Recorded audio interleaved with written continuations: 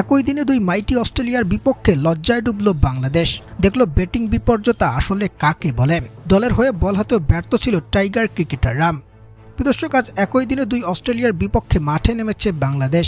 একদিকে ঘরের মাঠে টি-20 সিরিজ খেলছে টাইগাররা, অন্যদিকে নারী টি-20 বিশ্বকাপে মাইটি অস্ট্রেলিয়ার বিপক্ষে মাঠে নেমেছে বাংলার নারী ক্রিকেটাররা।